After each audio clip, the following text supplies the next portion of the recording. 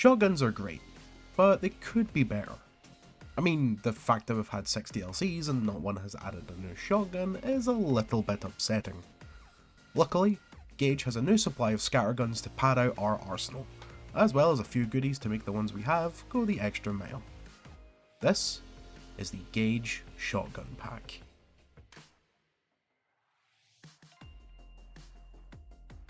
Released July 3rd, 2014, the Gage Shotgun Pack is, what else? A DLC pack containing all the shotguns a growing heister needs, as well as 4 new ammo types to use them with. Alongside the 3 new weapons and 4 ammo types, the DLC also includes 4 new melee weapons, 4 masks with materials and patterns, and 12 achievements. I'll be ranking this pack on 5 categories out of 5 for a max score of 25. So, let's do it like they do on the Discovery Channel and find out if the Gage Shotgun Pack is still worth it.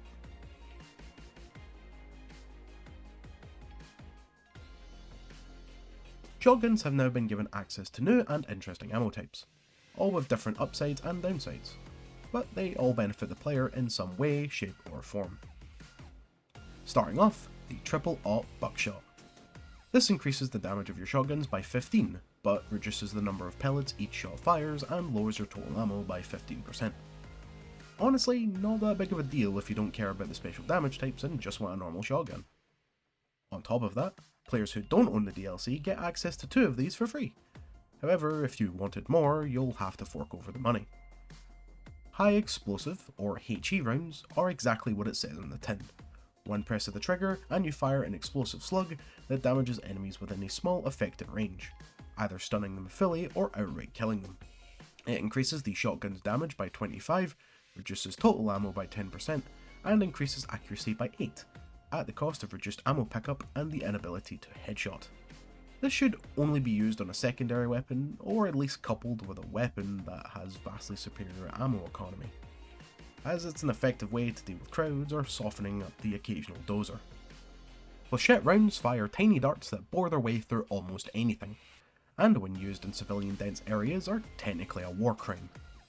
They increase accuracy by 8, lower your damage by 3, but give you the ability to pierce cop body armor, which sounds like a good thing, but considering that you'll eventually get the hand of clicking heads, it's a little bit pointless. Especially when the next ammo does its job, but way better. Armor piercing slugs, or AP rounds, fire a solid steel projectile that penetrates everything. It increases damage by 20, accuracy by 16, and lowers total ammo by 15%. Like the HE rounds, these should be used on a weapon that you're not going to be using as often, but the ammo pickup is quite generous, so use it on your main thing. All in all, these ammo types, minus the flechettes, are still used today, and are honestly really good if you just want to pop some helmets with a shotgun. They get a solid 4. Good job, Gage.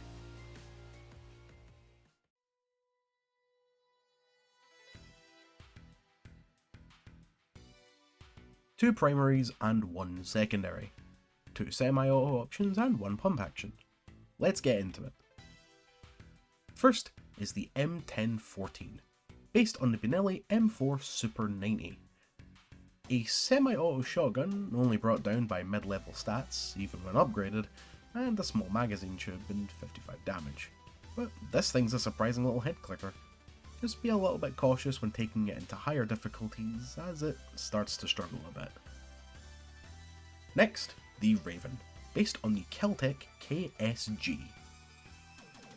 A Reinfeld reskin with better stats, but whilst the Reinfeld is heavily customizable, the KSG is heavily concealable, making it a prime weapon for stealth or dodge crit builds. Plus, with its absolutely ludicrous ammo capacity of 14, you don't have to worry about reloading all that often.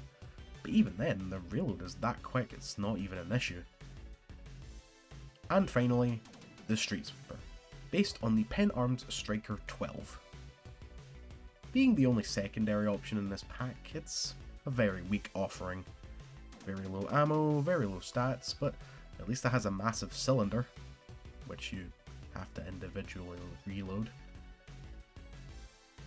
Before we get to the next part, the gun facts, I have to mention that all three of these weapons have free variants. The M1014 has the Predator 12 gauge, the Raven obviously has the Reinfeld, and the Street Sweeper has both the Goliath and the Judge, both of which have the upside of being able to be taken akimbo. But enough about that. Time for your bi-weekly dose of firearm knowledge. The standard barrel for the M1014 is actually smaller than its real-world counterpart. The long barrel brings it up to the correct length.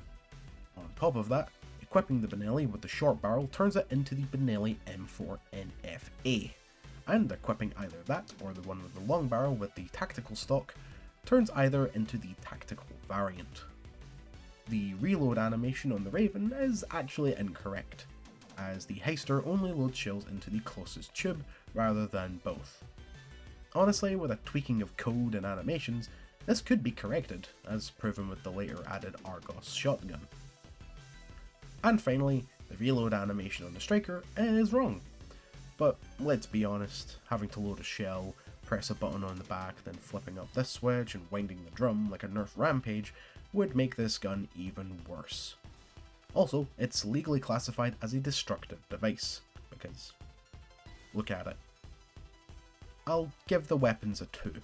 The Raven and the M10 are at least good, but the fact that there's better alternatives for free kinda brings down the value.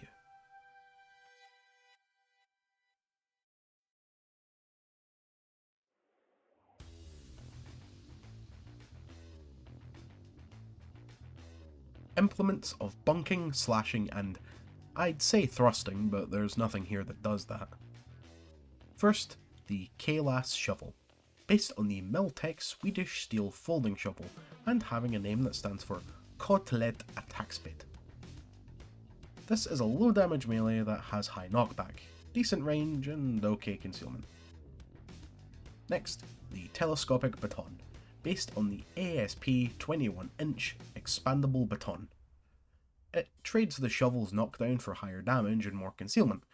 However, it has a free version with the Hackathon, Joy's signature melee weapon. After that is the Survival Tomahawk, based on the Gerber downrange tomahawk. It's somehow less effective than the baton, which is bad considering you unlock this at level 42.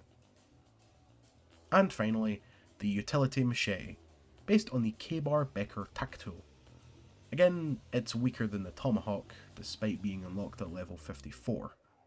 On top of that, if you wanted to use an effective machete, everyone has access to the El Verdugo, Sangrez's signature melee weapon. The melee weapons get a 2. Don't bother using these unless you have Bloodthirst aced, and lots of it.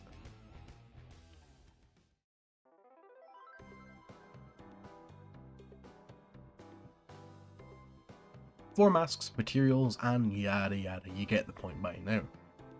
All 4 masks are apes named after action movie stars, and one is named after a character from an action movie. Rutger the orangutan, named after Rutger Hauer. Steven the silverback gorilla, named after Steven Seagal. John the mandrill, named after John McClane from Die Hard, but I could have also just said Die Hard Man from Death Stranding, and either answer would have been correct. And Clint the black-capped squirrel monkey, named after either the Gorillaz song or that one guy who watched Doc Brown fall for a table. They look pretty good, and I'm not entirely sure how well they take to customization, but all I have to ask is, why apes?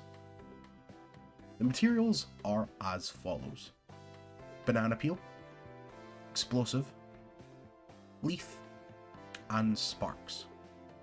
All of these look really good. Even banana peel could work as a solid yellow colour, ignoring the marks of course. The patterns are as follows: bananas, chief, monkey skull, and terror. Minus bananas, I could see these working really well on masks, and monkey skull works as an easy way to get an alternative of skull basher. So much so I bet you didn't notice the background of this section wasn't my usual mask. Everything is getting a 4. The masks are good, even if they aren't my cup of tea, and the materials and patterns are actually really good looking as well.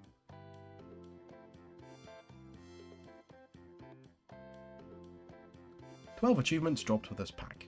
7 are paid, whilst 5 are free, which is what happens when you make a shotgun themed DLC and have shotgun themed achievements. You end up with shenanigans. Starting off with the free ones. Swing Dancing. Finish a heist only using melee weapons and killing at least 50 enemies. Kills with anything else void the achievement, but it can be done on any difficulty to avoid tasers. No Heist for Old Men. Complete a heist in stealth using a locomotive equipped with a silent killer suppressor.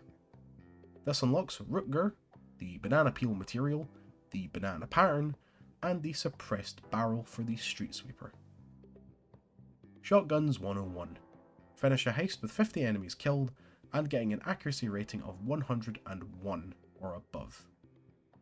This unlocks the long barrel for the M1014. Bang for the Buck.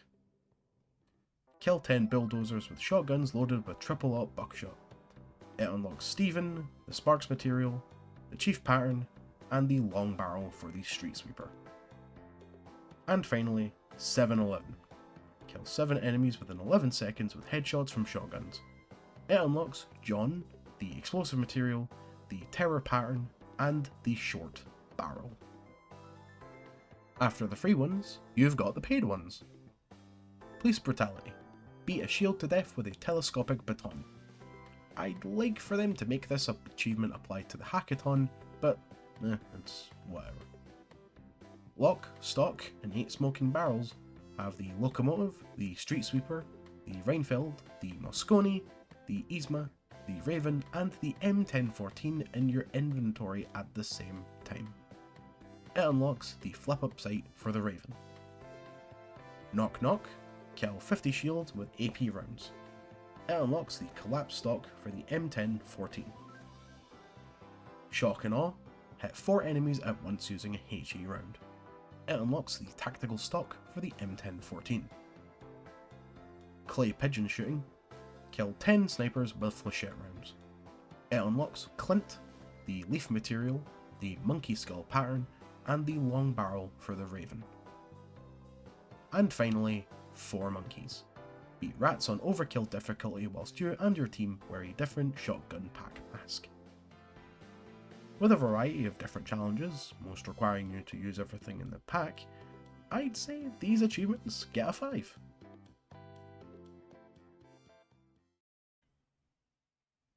Four, 2, 2, 4, and 5, giving us a 17 and placing it comfortably in B tier.